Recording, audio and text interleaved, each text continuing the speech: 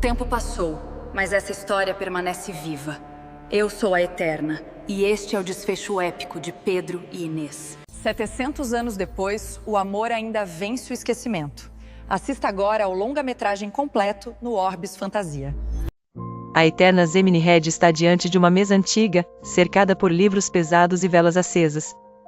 Sua voz ressoa grave, quase hipnotizante, enquanto folheia lentamente os pergaminhos. Existem histórias que deslizam suavemente pelas páginas do tempo, outras precisam ser esculpidas no próprio coração da terra. Hoje, revela o códice perdido da paixão e do luto, da coroa de sangue e do trono de pedra que assombram Portugal há séculos. Em um passado envolto em brumas, vemos o jovem príncipe Pedro caminhando pelos jardins do Paço de Santa Clara.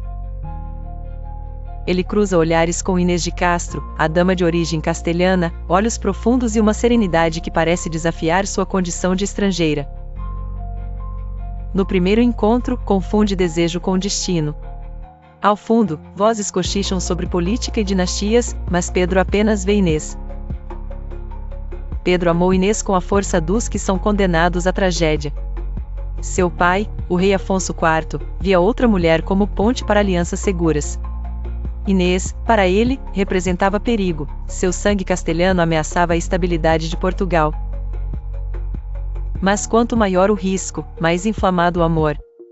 Foi então que Pedro decidiu desafiar o próprio trono.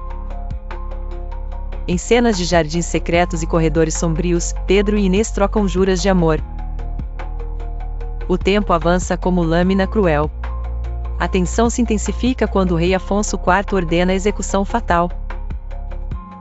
3 homens invadem o retiro de Inês, enquanto Pedro está ausente. As velas tremulam. O silêncio é cortante. O sangue de Inês impregna a pedra do jardim. Uma coroa jamais tocada por suas mãos. A tragédia não termina com a morte. Na fúria do luto, Pedro desafia Deus e o diabo. Quando enfim assume o trono, ordena que desenterrem Inês. Conta a lenda, veste o cadáver com vestes régias, ordena que os nobres beijem a mão já fria da rainha coroada depois de morta. O sangue vira mármore. O trono, pedra. E o mito atravessa os séculos. Imagens de túmulos gêmeos em Alcobaça aparecem. 2 sarcófagos, frente a frente, para que, quando o juízo final chegar, Pedro e Inês se olhem nos olhos pela eternidade. A Eterna encerra com olhar firme para a câmera. Este é o cântico trágico da paixão que quis ser eterna e da vingança que se tornou lenda. Porque há amores que a história grava em papel. Outros, ela faz correr entre as veias dos reinos. Este é o legado da coroa de sangue e do trono de pedra. O silêncio da manhã envolvia os jardins da Quinta das Lágrimas, enquanto uma fina neblina subia do rio que cortava a paisagem. Em meio ao verde profundo, Inês de Castro caminhava, acompanhada pelos risos de seus filhos pequenos, buscando abrigo para seus corações aflitos. Ali, longe do bulício da corte lisboeta, Pedro e Inês acreditavam que poderiam desafiar o destino. Por entre roseirais carregados de promessas, eles trocavam olhares carregados de luz, quase esquecendo a ameaça constante da coroa e dos olhos acusadores dos que julgavam seu amor impróprio. A cada dia, o recanto em Coimbra parecia mais seguro, abençoado pelos deuses secretos da felicidade. Era como se ali o tempo resistisse em avançar. Pedro, mesmo príncipe, era apenas homem, e Inês, apenas mulher.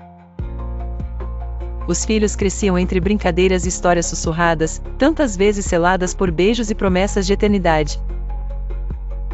Mas nem mesmo o véu de água corrente e sombra podia esconder uma paixão tão devassada pela política.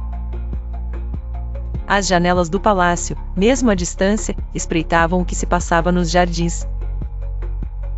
Conselheiros do rei murmuravam com vozes feitas de veneno e ambição: ela é o perigo para a sucessão. O clima foi mudando. Chegavam rumores até mesmo à Quinta. Em Lisboa, movimentações estranhas, cartas urgentes haviam sido trocadas. Pedro, obrigado pelas obrigações, partiu para uma caçada, deixando Inês vulnerável. A noite anterior ao crime foi de presságios e silêncio espesso. Inês sentiu o peso do mundo sobre seus ombros frágeis. Na alvorada de 7 de janeiro de 1355, passos firmes romperam o silêncio ancestral dos jardins. Homens enviados pelo rei Afonso IV cercaram a entrada da quinta. Inês não tentou fugir. Recolheu os filhos e os abraçou, procurando num gesto de mãe a força de proteger o que mais amava. Os executores se acercaram, duros como aço, indiferentes ao apelo humano. Inês não se ajoelhou por si. Implorou apenas pelas crianças, suas vozes ainda ecoando inocência em meio ao medo. Pedro subiu ao trono envolto em sombras profundas, já não era o jovem príncipe sonhador conhecido por sua doçura. O luto moldou sua feição, transformando ternura em granito, e cada olhar lançava chamas de justiça inextinguível. Por meses, o reino se consumiu em rumores do que seria de Portugal sob este novo comando. O dia da coroação não trouxe luz, mas sim um eclipse rubro. Soldados marchavam em silêncio, as ruas respiravam fumaça e medo. Quando Pedro recebeu a coroa, seus olhos ardiam com um propósito sombrio. O povo se aglomerava, rezando por clemência, mas todas as esperanças morreram ao nascer de sua primeira lei, a vingança absoluta contra os assassinos de Inês de Castro. O caçador e sua matilha partiram como cães atrás de presas. Cada suspeito era interrogado, cada traço de envolvimento, impiedosamente perseguido. Os homens do novo rei já não distinguiam entre justiça e fúria. Pedro era movido por uma paixão que só a morte poderia acalmar. Encontrou seus desafetos escondidos, trêmulos, em cavernas e fortalezas afastadas. No palácio, o cenário se preparou para um espetáculo de horror. Convidados forçados a comparecer ao banquete, embora corpos e almas recuassem diante do que sabiam que viria. Ao centro, a mesa ostentava o luxo dos reis, mas o clima era de funeral. Pedro surgia, ríspido, a postura forjada em aço. Os assassinos foram trazidos algemados, olhares vazios, aguardando o destino. No silêncio da noite, um cortejo sombrio adentra os jardins da igreja de Santa Cruz. Tecidos luxuosos contrastam com o frio da exumação, enquanto tochas douradas iluminam os rostos tensos dos nobres. O rei Pedro, de olhar ausente e mandíbula trincada, acompanha cada movimento. Cavadores rasgam a terra onde repousa Inês de Castro, a amada de um tempo que se recusa a morrer. Quando o caixão surge, envolto por veludo púrpura e poeira de décadas, o murmúrio dos curiosos é abafado pelo comando seco de Pedro. Os servos revelam o corpo da rainha, agora reduzido ao essencial, ossos e relíquias de carne adornados por rendas desbotadas. Há um misto de horror e fascínio no ar, um respeito não pela vida, mas pela fúria do amor. Pedro segura a coroa real, símbolo de um poder que desafia não só as leis humanas mas também as naturais. Aproxima-se do crânio, e com solenidade extrema, deposita o ouro sobre o que outrora foi fronte de ternura. Sua voz ecoa na nave da igreja, firme, impassível: Portugal terá uma rainha, e seu nome será eternidade. Os cortesãos estremecem, alguns choram em silêncio, outros já vislumbram o tombo de seus próprios destinos. Obedecendo ao ritual de loucura e respeito, Pedro ordena: ajoelhem-se e beijem a mão de sua rainha. Os nobres, tomados pelo temor, aproximam-se, suas vestes finas roçando o mármore antigo. Beijam a mão descarnada de Inês, gesto que mistura devoção, medo e a submissão a um poder que exige reverência até a morte. Cada beijo representa não só a aceitação de Pedro como rei, mas também a marca indelével da história: o amor não se apaga, vingança não tem fronteiras. A cerimônia transforma Inês de Castro. Ela não é mais só uma mulher ceifada pelo ciúme, torna-se símbolo de um poder capaz de ressuscitar memórias e redefinir linhagens. Os sinos tocam, Portugal inteiro sopra a notícia: a rainha dos ossos reina a partir do silêncio, eternizada não por vida, mas pela morte com honra. O crepúsculo pairava pesado sobre Coimbra quando ordens vieram do topo do poder. Guardas, homens da igreja e mensageiros, todos envoltos em uma névoa de espanto, se entreolhavam sem coragem de questionar. Os portões do cemitério foram abertos com solenidade mórbida, fitas vermelhas marcando o caminho até o túmulo, não como sinal de celebração, mas de sangue. Sob a direção do próprio Pedro, cavaram na terra encharcada e, enquanto a lua iluminava a cena, desenterraram o esquife que muitos acreditavam jamais ver a luz do dia novamente. Nos dedos dos presentes, retorcidas ansiedades. O caixão foi içado e decorado com sedas e brocados raros. As roupas da realeza foram cuidadosamente ajustadas às proporções mortas, preservando uma dignidade insólita e grotesca. O corpo já não era mulher, mas uma fábula em carne e osso, ou o que restara deles. 2 criados, pálidos como fantasmas, desenrolaram um pano de veludo azul, ofuscando o horror sob uma camada de esplendor. A multidão de nobres, que há anos vira Inês despida de reivindicação, agora era forçada a reconhecer sua nova rainha. O altar da igreja de Santa Cruz brilhou sob a intensidade de velas trêmulas, enquanto músicos entoavam cantos fúnebres, cada nota dilacerante. Pedro, olhos fundos e fixos, aproximou-se do crânio coroado de Inês, segurando a coroa de ouro trabalhada com flores portuguesas. Os dedos dele repousaram sobre a cabeça nua e pétrea da amada. Finalmente, a coroa deslizou, repousando sobre ossos brancos que antes abrigaram sonhos de felicidades clandestinas. O silêncio era insuportável. Inês de Castro foi sacralizada não por palavras, mas pela imposição régia, num ritual jamais visto sequer nas piores lendas da corte. E então, veio o gesto de submissão definitiva. Um a um, os nobres foram chamados, suas túnicas sussurrando o pavor pelo mármore da nave. Sem opção, ajoelhavam-se diante da rainha defunta e, com lábios trêmulos, beijavam a mão descarnada e adornada por anéis de safira.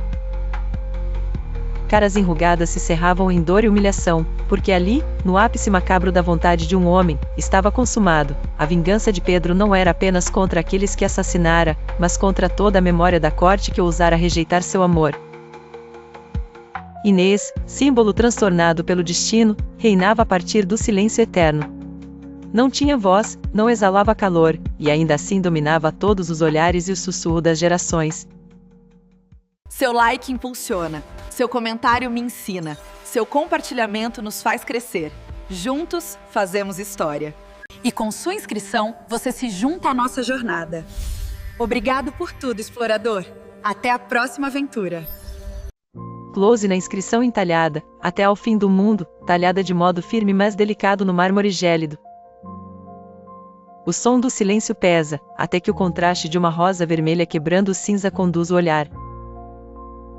Um fio de luz divina atravessa o teto abobadado, deslizando até repousar sobre a flor e as palavras.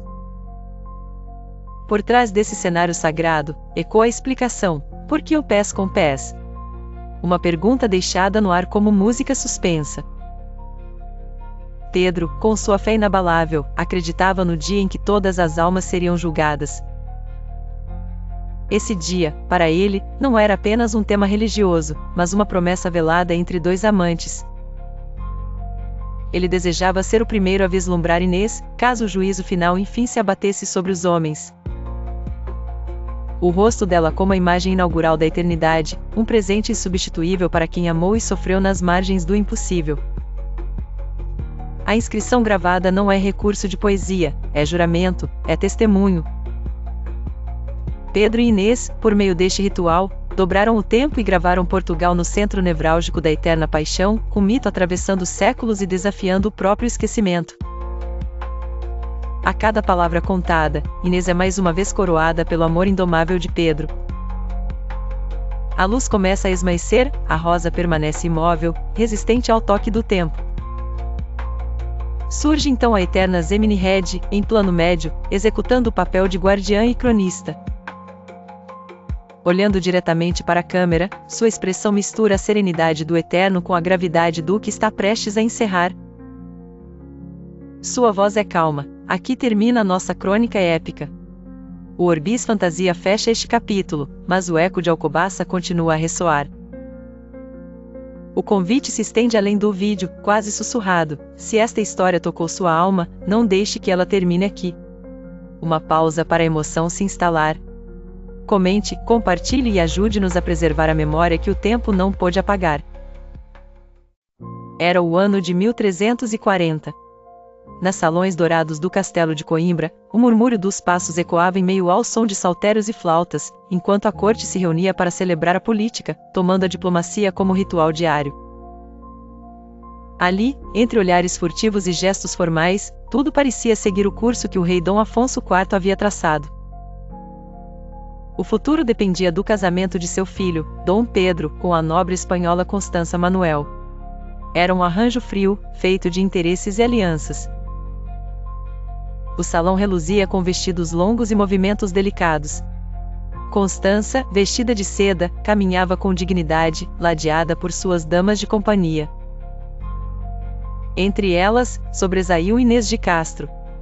Seu andar era leve como garça, a pele translúcida e os olhos intensos, que nas sombras procuravam algo além das formalidades da corte. No primeiro baile da temporada, Pedro, apesar de todo o peso da obrigação, sentiu-se invadido por um sentimento desconhecido ao cruzar o olhar com Inês. Era mais que atração, e era inquietação, era o risco palpável de algo proibido. O tempo pareceu dobrar-se em torno deles, e até a música perdeu sentido diante daquele encontro. As noites seguintes tornaram-se palco de encontros secretos. Pedro evitava Constança, fugindo dos holofotes da corte para encontrar Inês sob as arcadas do jardim. A paixão, antes cautelosa, ganhava fôlego enquanto as muralhas do castelo serviam de testemunha silenciosa. Para Pedro, Inês era mais do que beleza, ela era relíquia, salvação e perdição. Mas cada beijo roubado vinha acompanhado do temor da descoberta. O rei Dom Afonso IV, sempre atento, percebia o tumulto crescente entre seus conselheiros e a impaciência da nobreza.